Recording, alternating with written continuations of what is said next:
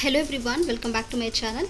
Last క్లాస్లో మనం inter first year geography నుండి సముద్ర శాస్త్రంలో భూ పరివేష్టిత సముద్రాలు అంటే ఇంతవరకు అయితే నేర్చుకున్నాం కదా. ప్రజెంట్ వచ్చేసి బ్యాలెన్స్డ్గా ఉండే ఇంపార్టెంట్ కీ పాయింట్స్ అయితే నేర్చుకున్నాం. సో క్లాస్ అనేది చాలా అంటే చాలా ఇంపార్టెంట్. ఎక్కడ స్కిప్ చేయకోకుండా లాస్ట్ వరకు అయితే చూడండి. అలాగే మీకు నచ్చినట్లయితే సబ్స్క్రైబ్ చేయండి. మ్యాక్సిమం మనకు క్లాస్ అనేది జస్ట్ ఒక 15 or 20 minutes బిలో అయితేనే ఉంటుందండి. సో ఈరోజు టాపిక్ వచ్చేసి మనకు సముద్ర లవణీయత అంటే ఇక్కడ ఇంపార్టెంట్గా మీకు ఇంకా ఎవరికైనా టెక్స్ట్ బుక్స్లో యాజ్ ఇట్ ఈస్గా ఉండాలనుకుంటే కింద డిస్క్రిప్షన్లో నేను టెక్స్ట్ బుక్స్లో వీడియో అనేది చేస్తానండి. ఆల్రెడీ ప్రీవియస్గా ఆ వీడియో అనేది డిస్క్రిప్షన్లో లింక్ అనేది ఇస్తాను. సో వన్స్ చెక్ చేయండి. సముద్ర జలాలలో కరిగి ఉన్న లవణాల పరిమాణాన్ని మనము లవణీయత అంటారు. సముద్ర జలాలలో కరిగి ఉన్న లవణాల పరిమాణాన్ని లవణీయత అంటారు. అండ్ సముద్ర జలంలో sodium chloride, magnesium chloride, calcium carbonate, magnesium bromide మొదలగు మనకు లవణాలు అనేవి ఉంటాయండి. అంటే సముద్రంలో ఈ యొక్క సముద్ర జలంలో మనకి ఏమేమి లవణాలు లభిస్తాయంటే సోడియం క్లోరైడ్, మెగ్నీషియం క్లోరైడ్, అలాగే కాల్షియం కార్బోనేట్, మెగ్నీషియం బ్రోమైడ్ ఇలాంటి లవణాలు అనేసి కూడా ఉంటాయి. మనకు అక్కడ బ్యాక్ సైడ్లో ఒక బిట్ అడిగారు. ఇక్కడ సముద్ర జలంలో అధికంగా ఉండే లవణీయం అంటే మనకు లవణాలు అనేసరిగా అక్కడ మనకు ఈ 4 కూడా ఇచ్చారండి ఆప్షన్స్. బట్ ఆన్సర్ వచ్చేసి సోడియం క్లోరైడ్ అంటే అధికంగా ఎక్కువగా ఉండే లవణాలు. సముద్ర జలాల లవణీయత విస్తరణ అనేది చూసుకుంటే లవణీయతను ప్రభావం చేస్తున్న అంశాలు 2. ఒకటి ఉష్ణోగ్రత, 2 వర్షం. ఈ యొక్క లవణీయతను శాలినిటీని ప్రభావితం చేస్తున్న అంశాలు ఎన్ని? 2. ఒకటి ఉష్ణోగ్రత, 2 వర్షం. ఉష్ణోగ్రత పెరిగితే లవణీయత పెరుగుతుంది, వర్షం పెరిగితే లవణీయత అనేది తగ్గుతుంది. ఇక్కడ చూడండి, టెంపరేచర్ కన్నా ఎక్కువైంది అనుకోండి అప్పుడు శాలినిటీ లవణీయత అనేది పెరుగుతుంది. అదేవిధంగా వర్షం కన్నా ఎక్కువగా వస్తే మనకి ఆ లవణీయత అనేది ఆపోజిట్ వర్షన్ అంతా కూడా అంటే తగ్గుతుంది. ఉష్ణోగ్రత పెరిగితే లవణీయత పెరుగుతుంది, వర్షం పెరిగితే లవణీయత తగ్గుతుంది. అండ్ సముద్రాలన్నిటిలో లవణీయత అనేది ఒకే మాదిరిగా అయితే లేదు. సముద్ర అడుగు భాగంలో కంటే మనకు ఉపరితలంలోనే అంటే కింద భాగంలో లవణీయత అనేది ఎక్కువగా ఉంటుంది.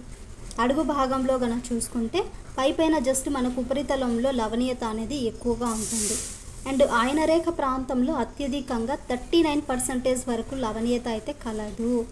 ఆయనరేఖ ప్రాంతంలో అత్యధికంగా ఎంత లవణీయత అయితే ఉంటుందండి? 39% అయితే ఉంటుంది. అండ్ ధృవాల వైపు ప్రయాణిస్తే ఉష్ణోగ్రత అనేది తగ్గుతుంది. అంటే ఇక్కడ ఫర్ ఎగ్జాంపుల్ ఇక్కడ ధృవాలు ఉన్నాయి అనుకోండి, ఈ ధృవాల వైపు ప్రయాణిస్తే ఉష్ణోగ్రత అనేది తగ్గుతుంది. చూడండి, భూమధ్యరేఖ వద్ద ఆవిరయ్యే నీటి కంటే వర్షం ఎక్కువ కనుక లవణీయత అనేది తక్కువ. ఈ ప్రాంతంలో సగటు లవణీయత 34% అయితే ఉంటుంది. ఈ ఒక్క లైన్ మరొకసారి చూడండి. భూమధ్యరేఖ వద్ద ఆవిరయ్యే నీటి కంటే వర్షం ఎక్కువ కనుక అంటే వర్షం అనేది ఎక్కువ ఉంటే లవణీయత అనేది తక్కువగా ఉంటుంది. ఈ ప్రాంతంలో మ్యాక్సిమం మనకు లవణీయత అనేది ఎంత ఉంటుందంటే 34% వరకు అయితే ఉంటుంది. ఆయనరేఖ ప్రాంతంలో చూసుకుంటే 39% ఉంటే ఇక్కడ చూసుకుంటే 34 వరకు ఉంది. ఇక్కడ ఆయనరేఖ ప్రాంతం, ఇక్కడ భూమధ్యరేఖ వద్ద గుర్తుంచుకోండి. సమశీతోష్ణ మండల ప్రాంతంలోను ధృవ ప్రాంతంలోను లవణీయత తక్కువగా ఉంది. కారణం ఏంటంటే ఈ ప్రాంతంలో ఎక్కువ వర్షము, నదులు కలవడం, మనకు మంచు అనేది కరగడం వల్ల లవణీయత పర్సంటేజ్ అనేది తక్కువగా ఉంటుంది. ఖండాంతర్గత ప్రాంతాల్లో ఉన్న సముద్రాలలో, సరస్సులలో లవణీయత అనేది ఎక్కువగా ఉంటుంది. అధిక లవణీయత గల సముద్రం ఏదైనా ఉందంటే మృత సముద్రము. అధిక లవణీయత గల సరస్సు కన్నా చూసుకుంటే వాన్ సరస్సు. చూడండి, సాలినిటీ ఎక్కువగా ఉండే సముద్రం వచ్చేసి మృత సముద్రం. దగ్గర ఇది ఎంత ఉందో చూడండి, 228% అయింది. అదే అధిక ఇక్కడ సముద్రము, ఇక్కడ సరస్సు కన్నా చూసుకుంటే వాన్ సరస్సు 330% మనకు పర్సంటేజ్ వరకు అయితే ఉంటుంది. మరి తక్కువగా ఉండే సముద్రం ఏదంటే బాల్టిక్ సముద్రం 7.2% జస్ట్ అయితే ఉంటుంది. తక్కువగా లవణీయత గల సముద్రం ఏంటంటే బాల్టిక్ సముద్రం. జస్ట్ ఎంత ఉంది? ఇది 7.2% వరకు అయితే ఉంటుంది. అండ్ సముద్ర యొక్క జలసాంద్రత కన్నా చూసుకుంటే సముద్ర జలసాంద్రతను ప్రభావితం చేసే అంశాలు ఏంటి? సముద్ర జల ఉష్ణోగ్రత, లవణీయత. ఇక్కడ లవణీయతను ప్రభావితం చేసే అంశాలు ఏంటి? ఉష్ణోగ్రత, వర్షము. సముద్ర జల సాంద్రతను ప్రభావితం చేసే అంశాలు సముద్ర జల ఉష్ణోగ్రత అండ్ లవణీయత. ఈ సముద్ర జల ఉష్ణోగ్రత పెరిగితే లవణీయత అనేది పెరుగుతుంది. అదేవిధంగా సముద్ర జల లవణీయత పెరిగితే సాంద్రత అనేది కూడా పెరుగుతుంది. ఈ సముద్ర ఉపరితలం నుండి లోతుకు వెళ్ళే కొద్దీ సాంద్రత అనేది పెరుగుతూ ఉంటుంది. నెక్స్ట్ వన్ అలలు అంటే కెరటాలు. సముద్ర ఉపరితలంపై వీచే గాలుల ప్రభావంతో ఉపరితలంలోని నీరు అనేది ముందుకు వెనుకకు కదలడం వల్ల ఇవి ఏర్పడతాయి. అంతే కదా అండి. అలలు ఒక్కోసారి బ్యాక్స్కి వస్తాయి, ఒక్కోసారి ఫ్రంట్కి వస్తాయి. అంటే ఫ్రంట్ బ్యాక్ అలా వెనుకకు కదలడం వల్ల ఈ అలలు అనేవి ఏర్పడతాయి. కెరటం యొక్క ఎత్తైన భాగమే శృంగం. ఫర్ ఎగ్జాంపుల్ ఈ కెరటం ఉంటుంది అనుకోండి, ఈ కెరటాలు ఉంటాయి కదా, సో ఆ కెరటాన్ని మనం శృంగం అనేసి అంటారు. శృంగం పక్కగల పల్లపు భాగమే మనకు ద్రోణి అంటారు. శృంగం పక్కగల పల్లపు భాగాన్ని ద్రోణి అంటారు. కెరటంలోని నీటి అణువులు అవి ఉన్న చోటనే వృత్తాకారంలో కదులుతూ ఉంటాయి. కెరటాల ఫలితంగా తీర ప్రాంతంలో నిక్షేపించబడిన ఇసుక దిబ్బలనే మనము బీచ్లు అంటారు. ఇంపార్టెంట్ బిట్ ఇది. కెరటాల ఫలితంగా తీర ప్రాంతంలో నిక్షేపించబడిన ఇసుక దిబ్బలే బీచ్లు అంటారు. నెక్స్ట్ సముద్ర ప్రవాహాలు. సముద్రాల నీరు అనేది ఒక ప్రాంతం నుండి మరొక ప్రాంతానికి ప్రవహిస్తుంటుంది. వీటినే మనము సముద్ర ప్రవాహాలు అనేసి అంటారు. వెరీ వెరీ ఇంపార్టెంట్ ఇది. సముద్రాలలోని నీరు అనేది మరొక ప్రాంతానికి, అంటే ఇక్కడ ఉండే ప్రాంతానికి మరొక ప్రాంతానికి ప్రవహిస్తుంటుంది. వాటినే మనము సముద్ర ప్రవాహాలు అంటారు. ఈ సముద్ర ప్రవాహాలు ఏర్పడడానికి మెయిన్గా ఏది రీజన్స్ అంటే ఉష్ణోగ్రత ప్లస్ సాలినిటీ, సాంద్రతలు అనేది కారణాలు. సముద్ర ప్రవాహాలు ఏర్పడడానికి ముఖ్యంగా ఉష్ణోగ్రత, లవణీయత, సాంద్రతలు కారణం. సముద్ర ప్రవాహాల దిశను ప్రభావితం చేసే అంశాలు ఏంటి? భూభ్రమణము, ఖండాల ఆకృతి, సముద్ర భూతలము, పవనాలు. అక్కడ మనం చూసుకుంటే వర్షాలు ఉష్ణోగ్రత చెప్పుకున్నాము, అలాగే ఉష్ణోగ్రత, లవణీయత అనేసి చెప్పుకున్నాం కదా. ఇక్కడ సముద్ర ప్రవాహాల్లో దిశను ప్రభావితం చేసే అంశాలు ఏంటి? భూభ్రమణము, ఖండాలాకృతి, సముద్ర భూతలము, పవనాలు. వీటి వల్లనే మనకు సముద్ర ప్రవాహాల యొక్క ప్రభావితం అంటే ప్రవాహాల దిశను ప్రభావితం చేసే అంశాలు. అలాగే అయితే సముద్రాల ప్రవాహాల దిశను ప్రభావితం చేయడంలో పవనాలు అనేవి అంతగా ప్రభావం అనేది చూపవు. కొన్నిసార్లు ఏమవుతుందంటే సముద్ర భూతలంపై వీచే బలమైన గాలుల వల్ల ఈ సముద్ర ప్రవాహాలు అనేవి ఏర్పడతాయి. సముద్ర ప్రవాహాలు కూడా మళ్ళీ రెండు రకాలుగా ఉంటాయి. ఒక్కోసారి సముద్ర భూతలంపై బలమైన గాలులు అనేవి వీస్తుంటాయి కదా అండి. సో ఆ బలమైన గాలుల వల్ల సముద్ర ప్రవాహాలు అనేవి ఏర్పడతాయి. కానీ ఈ సముద్ర ప్రవాహాలు మళ్ళీ రెండు రకాలుగా ఉంటాయి. ఉష్ణ ప్రవాహాలు, శీతల ప్రవాహాలు. ఇక్కడ మాత్రం మీరు అస్సలు మిస్టేక్ చేయకండి, ఇది చాలా ఇంపార్టెంట్. ఉష్ణ ప్రవాహాలు, శీతల ప్రవాహాలు. ఉష్ణ ప్రవాహాలు అంటే భూమధ్య రేఖ నుండి ధృవాల వైపు ప్రవహిస్తుంది. ఫర్ ఎగ్జాంపుల్ ఇది భూమధ్య రేఖ అనుకోండి, భూమధ్య రేఖ నుండి ధృవాల వైపు ప్రవహిస్తుంది. దీన్నే మనం ఉష్ణ ప్రవాహాలు అంటే అంటారు. శీతల ప్రవాహాలు అంటే ధృవాల వైపు నుండి మనకు భూమధ్య రేఖ వైపు ప్రవహిస్తాయి. Complete opposite version. మరి ఇక్కడేమో ఇక్కడ భూమధ్య రేఖ నుండి ధృవాల వైపు ప్రవహిస్తే అది ఉష్ణ ప్రవాహాలు. అదే ధృవాల వైపు నుండి భూమధ్య రేఖ వైపు ప్రవహిస్తే శీతల ప్రవాహాలు. ఇక్కడ చూసుకోండి, వివిధ సముద్రాల్లోని సముద్ర ప్రవాహాలు. మహాసముద్రము, ఉష్ణ ప్రవాహాలు, శీతల ప్రవాహాలు. మహాసముద్రం ఏంటి? ఇక్కడ ఉత్తర అట్లాంటిక్. ఉష్ణ ప్రవాహాలు ఏంటి? ఉత్తర భూమధ్య రేఖ ప్రవాహము, ఆంటిలస్, గల్ఫ్ స్ట్రీమ్, ఫ్లోరిడా, ఉత్తర అట్లాంటిక్ ప్రవాహం. దీన్నే డ్రిఫ్ట్ అనేసి కూడా అంటారు. శీతల ప్రవాహాలు ఏంటి? ఇక్కడ కెనరీ శీతల ప్రవాహము, మనకు లాబ్రడార్ శీతల ప్రవాహము. దీనినే మనం టైటానిక్ ఘటనకు కారణం అంటారు. నెక్స్ట్ వన్ ఏంటి? దక్షిణ అట్లాంటిక్. ఈ దక్షిణ భూమధ్యరేఖ ప్రవాహము, బ్రెజిల్ వేడి నీటి ప్రవాహము, పశ్చిమ పవన ప్రవాహం. ఇక్కడ మనకు రేపు క్వశ్చన్ అడిగే ఛాన్స్ అయితే ఉంటుందండి. ఉష్ణ ప్రవాహాలు అలాగే శీతల ప్రవాహాలు మహాసముద్రం అడగచ్చు, లేదా మహాసముద్రం ఇచ్చేసి మనకు అక్కడ వేడి నీటి ప్రవాహం, ఉష్ణ ప్రవాహాలు అంటే ఏంటి, శీతల ప్రవాహాలు ఏంటి అనేసి కూడా అడగవచ్చు. సో ఈ బాక్స్ అనేది 1-2 సార్లు చదవండి, చాలా చాలా ఇంపార్టెంట్ ఇదైతే. దక్షిణ అట్లాంటిక్, దక్షిణ భూమధ్యరేఖ ప్రవాహము, బ్రెజిల్ వేడి నీటి ప్రవాహము, పశ్చిమ పవన ప్రవాహము. ఇంకా శీతల ప్రవాహాలు కనుక చూసుకుంటే బెంగ్యూలా శీతల ప్రవాహము, ఫాక్లాండ్ శీతల ప్రవాహం. ఉత్తర పసిఫిక్ కనుక చూసుకుంటే కురోషివ ప్రవాహము, ఉత్తర పసిఫిక్ ప్రవాహము. శీతల ప్రవాహాల్లో కనుక చూసుకుంటే కాలిఫోర్నియా శీతల ప్రవాహము, వయాషివ శీతల ప్రవాహము. దక్షిణ పసిఫిక్ అయితే తూర్పు ఆస్ట్రేలియా ప్రవాహము, పశ్చిమ పవన ప్రవాహం. ఇక్కడ పెరు శీతల ప్రవాహము. లాస్ట్ అండ్ ఫైనల్గా హిందూ మహాసముద్రం వచ్చేసి దక్షిణ భూమధ్యరేఖ ప్రవాహం అనేసి, మొజాంబిక్ ఉష్ణ ప్రవాహము, పశ్చిమ పవన ప్రవాహం అనేసి అంటారు. శీతల ప్రవాహాలు కనుక చూసుకుంటే ఆస్ట్రేలియా శీతల ప్రవాహాలు. ఇవి మనకి వివిధ మహాసముద్రాలలోని సముద్ర ప్రవాహాలు. ఇక్కడ మనం నోట్ కనుక చూసుకుంటే గల్ఫ్ స్ట్రీమ్ ఉష్ణ ప్రవాహం కానీ ఈ లాబ్రడార్ శీతల ప్రవాహం వల్ల న్యూ ఫౌండ్లాండ్ ప్రాంతం చేపల ఉత్పత్తి స్థలంగా మారింది. మనం దీనినే గ్రాండ్ బ్యాంక్ అనేసి అంటారు. దేనిని? ఇక్కడ గల్ఫ్ స్ట్రీమ్ ఉష్ణ ప్రవాహము లాబ్రడార్ శీతల ప్రవాహం వల్ల న్యూ ఫౌండ్లాండ్ అనే ప్రాంతంలో చేపల ఉత్పత్తి స్థలంగా మారింది. సో దీనినే మనము గ్రాండ్ బ్యాంక్ అనేసి అంటారు. నెక్స్ట్ వన్ పోటుపాటులు. అంటే పోటుపాటులు మనకు అంటాం కదా, ఇందాక ప్రీవియస్ క్లాస్లో కూడా నేను చెప్పాను. కంప్లీట్ లెసన్ కన్నా చూడాలనుకుంటే ఛానల్ డిస్క్రిప్షన్లో అయితే ఉంటుంది, ఒకసారి చూడండి. ఈ సూర్యచంద్రుల గురుత్వాకర్షణ శక్తి వలన సముద్ర జలం నీటి మట్టాలలో హెచ్చుతగ్గులు అనేసి ఏర్పడతాయి. సో వాటినే మనం పోటుపాటులు అనేసి అంటారు. ఈ సూర్యచంద్రుల గురుత్వాకర్షణ శక్తి వలన సముద్ర జలంలో నీటి మట్టాలలో హెచ్చుతగ్గులు అప్ అండ్ డౌన్స్ అనేసి ఏర్పడతాయి. వాటినే మనము పోటుపాటులు అంటారు. దేని వలన?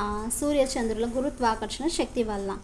ఈ పోటుపాటులు ఏర్పడడానికి కారణం ఏంటంటే సూర్యచంద్రుల గురుత్వాకర్షణ అంటే భూమికి చంద్రునికి కంటే సూర్యుడు దూరంగా ఉన్నందువలన సూర్యుని గురుత్వాకర్షణ శక్తి చంద్రుని గురుత్వాకర్షణ శక్తిలో 46.6% వరకు అయితే ఉంటుంది.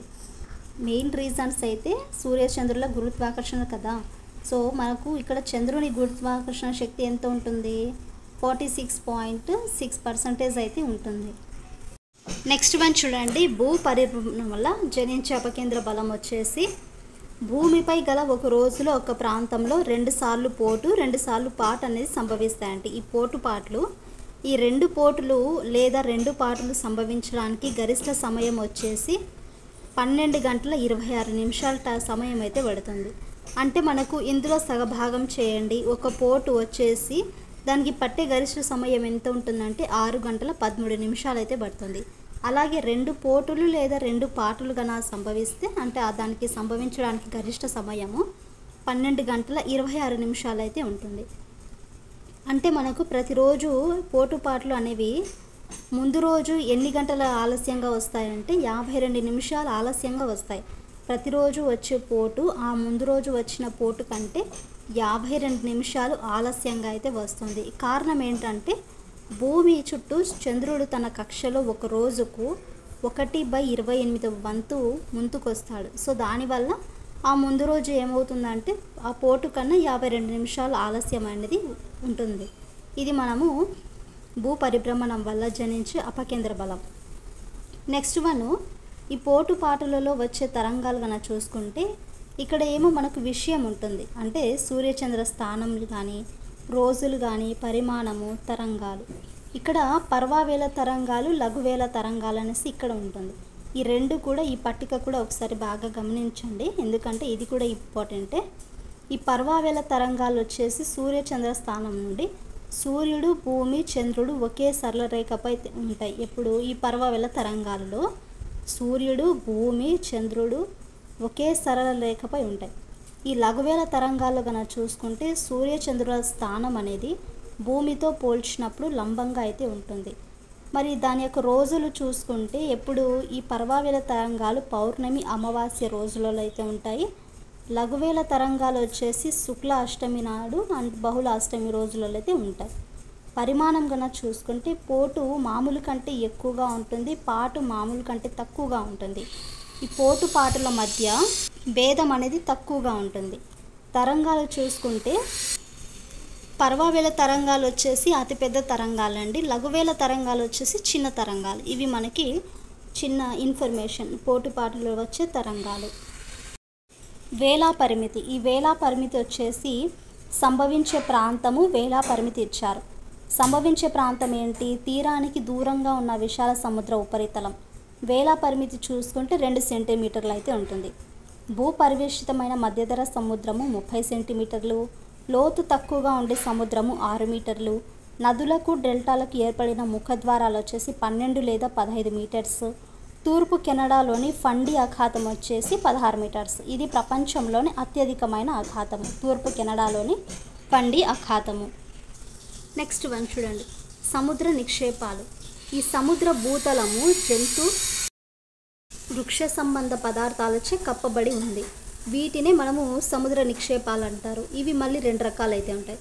సముద్ర నిక్షేపాలంటే ఏం కాదండి, ఈ సముద్ర భూతలంలో మనకు జంతు కానీ వృక్ష సంబంధ పదార్థాలన్నీ ఉంటాయి కదా. సో మనకు ఆ పదార్థాల నుంచి కప్పబడి ఉంటాయి. వీటినే మనం సముద్ర నిక్షేపాలు అంటారు. మరి ఇందులో మళ్ళీ 2 రకాలైతే ఉన్నాయి. సముద్ర నిక్షేపాలు 2 రకాలు, భూజనిత నిక్షేపాలు, పెలాజిక్ నిక్షేపాలు. ఈ భూజనిత నిక్షేపాలంటే ఖండ తీరపు అంచు పైన వాలుపైన అయితే ఉంటాయి. నదులు కానీ హిమానీ నదులు, గాలి తీసుకొచ్చిన గులకరాలు, కంకర, ఇసుక మొదలైనవి ఇవన్నీ కూడా ఈ అవక్షేప శిలలుగా ఏర్పడతాయి. ఈ ఇనుప ఖనిజము ఎక్కువగా ఉండే ఎరుపు మట్టిని కలిగి బ్రెజిల్ తీర ప్రాంతంలో అధికంగా ఉన్నాయి. ఇనుప సిలికాట్ పదార్థము మనకు ఈ ఇనుప సిలికేట్ పదార్థము ఎక్కువగా ఉండే గ్లూకోసైట్ నిక్షేపాలు. ఇవి ఉత్తర పసిఫిక్ మహాసముద్రంలో ఉన్నాయి. అలాగే నీలిరంగు మట్టి నిక్షేపాలు కరేబియన్ సింధు శాఖలో ఉన్నాయి. ఈ ఇనుప సిలికేట్ పదార్థము ఎక్కువగా గ్లూకోసైట్ నిక్షేపాలు. ఇవి ఎక్కడ ఉన్నాయంటే ఉత్తర పసిఫిక్ మహాసముద్రంలో ఉంటాయి. అలాగే నీలిరంగు మట్టి నిక్షేపాలు వచ్చేసి కరేబియన్ సింధు శాఖలు అయితే ఉంటాయి. అండ్ లాస్ట్ వన్ పెలాజిక్ నిక్షేపాలు అగాధ సముద్ర ప్రాంతాలలో ఎక్కువగా ఉంటాయి. అలాగే జంతు వృక్షజాతికి చెందిన అస్థిపంజరాలు, కర్పరాలు లేదా కవాచాలతో కూడా ఏర్పడతాయి. అండ్ కార్బోనిక్ నిక్షేపాలు అండి, ఇది చూడండి, కాల్షియం కార్బోనైట్ సిలికాతో ఏర్పడతాయి. ఈ కార్బోనిక్ నిక్షేపాలు అనేవి 800 నుండి 10,000 పాతాం లోతులు మనకు పాతాం లోతులో ఉన్న రిస్ట్ పీఠభూములలో ఉంటాయి. కాల్షియం కార్బోనైటు స్రావ నిక్షేపాలలో టెరోవాడ్ మరియు